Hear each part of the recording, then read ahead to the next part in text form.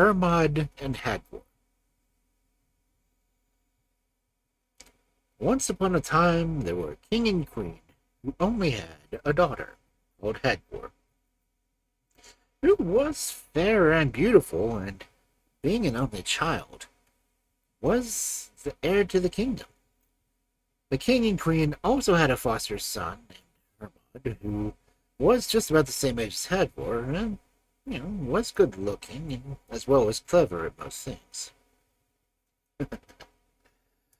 Hermod and Hadvor often played together while they were children, and liked each other so much that while they were still young, they secretly pledged to someday marry each other. As kids do. As time went on, the queen fell sick, and suspecting that it was her last illness, the king sent for her to come. Then he came, and she told him that she was not long to live, therefore wished to ask him one thing, which was that if he married another wife, he should promise to take no one other than the Queen of Hetland the Good. The king gave promise, and thereafter the queen died. Time went past, and the king, growing tired of living alone, fitted out his ship and sailed out to sea. As he sailed, there came upon him a thick mist, and was so thick that he had altogether lost his bearings.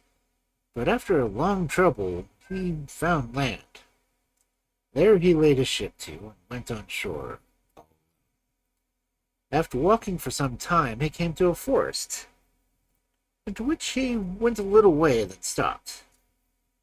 Then he heard sweet music from a harp, went in the direction of the sound until he came to a clearing.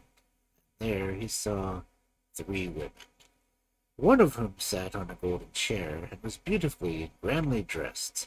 She held a harp in her hands and was very sorrowful. The second was also finely dressed, but younger in appearance, and also sat on a chair, but it was not so grand as the first one. The third stood behind them, and was very pretty to look at. She had a green cloak over her clothes, and it was easy to see that she was the maid of the other 2. After the king had looked at them for a little while, he went forward and saluted them. The one that sat in the golden chair asked him who he was and where he was going, and he told her all the story, how that he was a king and he had lost his queen, and now was on the way to Hetland the Good to ask the queen of that country in marriage. She answered that fortune had contrived this wonderfully, for pirates had plundered Hetland and killed the king, and she had fled from the land in terror, and had come hither after great trouble, and she was the very person that he was looking for, and the others were her daughter and her maid. The king immediately asked her hand, and she gladly received his proposal and accepted him at once.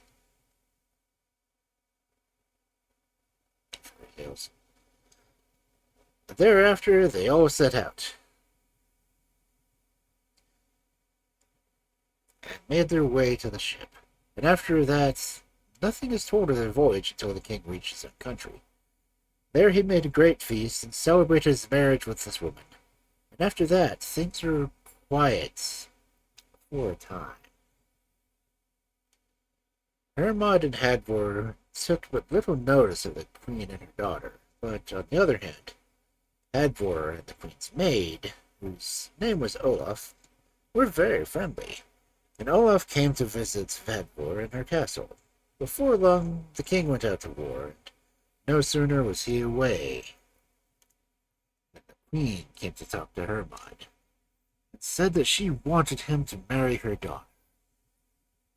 Hermod told her straight and plain that he would not do so, at which the queen grew terribly angry, and said that in that case neither should have Hadvor, for she would now lay the spell on him, that he should go to a desert island, and there be a lion by day and a man by night. He should also think always of Hadvor, which should cause him all the more sorrow. From his spell, he should never be freed. So Hadvor burned the lion's skin. That would not happen very soon. As soon as the queen had finished her speech, Hermod replied that he had also laid a spell on her, and that was that as soon as he was freed of her enchantments, she should become a rat and her daughter a mouse, and fight with each other in the hall until he killed them with his sword. Yeah. After this, Hermod disappeared, and no one knew what had become of him. The queen caused search to be made for him, but he could nowhere to be found. One time, when Olaf was in the castle beside Hadvor, she asked the princess if she knew where the Hermod had gone to. At this, Hadvor became very sad and said that she did not. "I shall tell you then," said Olaf, "for I know all about it. Hermod has disappeared through the wicked devices of the queen, for she is a witch, and so is her daughter, though they have put on these beautiful forms. Because Hermod did not fall for the queen's plans and marry her daughter, she has laid a spell on him to go to an island, be a lion by day and a man by night, and never be freed from this until you burn the lion's skin. Besides," said Olaf, "she has looked out a match for you. She has a brother in the underworld, a three-headed giant, whom she means to turn into a beautiful prince and get you married to him. There's no new thing for the queen. She took me away from my parents' house and compelled me to serve her. She has never done me any harm, for the green cloak I wear protects me against all her mischief." Hadvor now became still sadder than before at the thought of the marriage destined for her, and entreated Olaf to think of some plan to save her. "I think," said Olaf, "that your wooer will come up through the floor in the castle to you, and so you must be prepared when you hear noise of his coming and the floor begins to open. And have at hand blazing pitch and pour plenty of it in the opening. That will prove too much for him." Ow.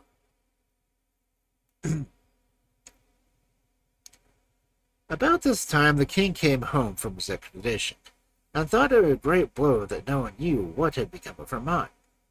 But the queen consoled him as best she could, and after a time the king thought less about his disappearance. Hadvor remained in her castle, and had made preparations to receive her wooer when he came. One night, not long after, loud noise and rumbling was heard under the castle. Hadvor had guessed at once what it was, and told her maids to be ready to help her.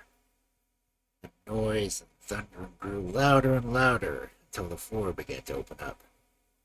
Whereupon Hadvor made them take the cauldron of pitch and pour plenty of it into the opening. With that, the noises grew fainter and fainter until they ceased altogether. The next morning, the queen rose early and went out to the palace gate, and there she found her brother, the giant, lying dead. She went to him at once. "I pronounce a spell that you will become a beautiful prince, and the Hadvor shall be unable to say anything against the charges that I shall bring against her." The body of the dead giant now lay and became that of a beautiful prince, and the queen went in again. "I don't think," she said to the king, "that your daughter is as good as she's said to be. My brother came and asked her hand, and she has put him to death. I've just found his body lying outside the palace gate." The king went along with the queen to see the body, and thought it all very strange. So beautiful a youth, he said, would have been a worthy match for him, and he would have readily have agreed to the marriage. The queen decided to decide what Hadvor's punishment should be, which the king was very willing to allow, as to escape from punishing his own daughter. The queen's decision was that the king should make a big grave mound for her brother, and put Hadvor into it beside him. Olaf knew the plans of the queen and went to tell the princess what had been done, whereupon Hadvor earnestly entreated her to tell her what to do. "First and foremost," said Olaf, "you must get a wide cloak to wear over all your clothes, and you are to put it into the mound. The giant's ghost will walk after you while both left in there together, and he will have 2 dogs along with him. He will ask you to cut pieces off his legs and give it to the dogs, but you must not promise to do that unless he tells you where Hermod is gone, and tells you how to find him. He will then let you stand on his shoulders as they get out of the mound. But he means to cheat you all the same, and will catch you by the cloak and pull you back again. But you must take care to have the cloak loose on your shoulders, so that he will only get a hold of that." The mound was all ready now, and the giant laid it. And into it Hadvor also had to go without being allowed to make any defense. After they were both left there, everything happened just as Olaf had said. The prince became a giant again, and asked Hadvor to cut the pieces of his legs for his dogs, but refused to do so until Hermod was in the desert island, which she could not reach unless she took the skin of the soles of his feet and made shoes after that. With these shoes, she could travel both on land and sea. This Hadvor did now, and the giant let her get up on his shoulders to get out of the mound. As she sprang out, he caught hold of her cloak, but she had taken care to let it loose on her shoulders, and so escaped. She now made her way down to the sea, where she knew there was the shortest distance over the island which Hermod was. This strait was easily crossed, for the shoes kept her up. On reaching the island, she found a sandy beach all along the sea and high cliffs above. Nor could she see any way to get up past these, and so, being both sad at heart and tired of the long journey, she lay down and fell asleep. As she slept, she dreamed that a tall woman came to her and said, "I know that you are Princess Hadvor, and are searching for Hermod.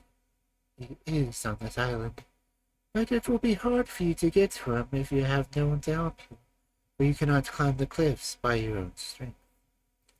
I have therefore let down a rope by which you will be able to climb up, and as the island is so large that you might not find Hermod's dwelling place so easily, I'll lay down this clue beside you.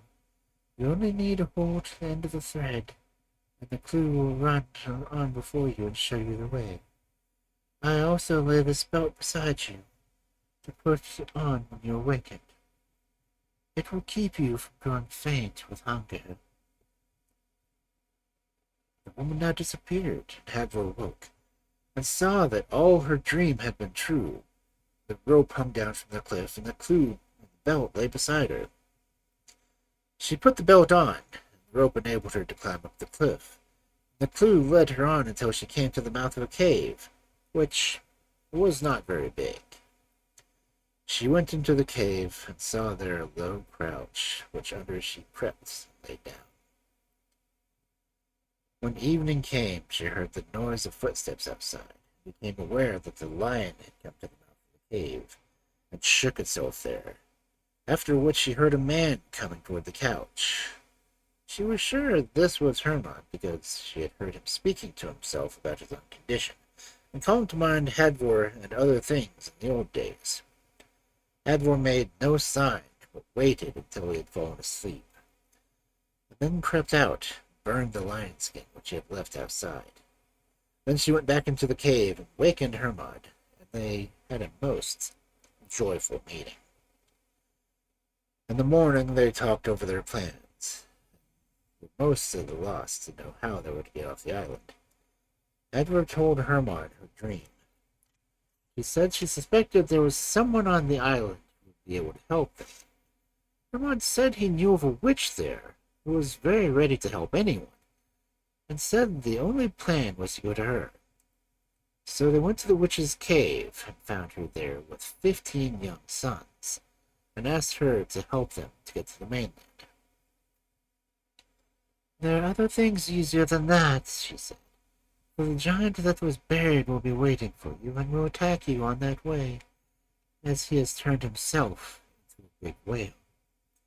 I shall lend you a boat. However, if you meet the whale and think your lives are in danger, then you can name me by name. They thanked her greatly for her help and advice and set out from the island. But on the way there, they saw a huge fish come towards them, with great splashing and dashing of waves. They were sure of what it was, and thought that they had good reasons that they should call on the witch. And so they did. The next minute they saw coming after them another huge whale, followed by 15 smaller ones. All of these swam past the boat and went on to meet the whale. There was a fierce battle, and then the sea became so stormy that it was not easy to keep the boat from being filled by the waves. After this fight had gone on for some time, they saw that the sea was dyed with blood. The big whale and the 15 smaller ones had disappeared, and they got to land safe and sound. Now the story goes back to the king's hall, where strange things had happened in the meantime. The queen and her daughter had disappeared, but a rat and a mouse were always fighting with each other. Ever so many people tried to drive them away, and no one could manage it. Thus some time went on, while the king was almost beside himself with sorrow and care for the loss of his queen, and because these monsters destroyed all mirth in the hall. One evening, however, while they sat dull and downhearted, in came Hermod, with a sword by his side. He saluted the king, who received him with the greatest joy, as if he had come back from the dead. Before Hermod sat down, however, he went to where the rat and the mouse were fighting, and cut them in two with his sword. All were astonished then by seeing two witches lying dead on the floor of the hall. Hermod now told the whole story to the king, who was very glad to be rid of such vile creatures. Now he asked for the hand of Hadvor, which the king readily gave, and being now an old man, gave the kingdom to him as well, and so Hermod became king. Olaf married a good-looking nobleman. That's the end of the story.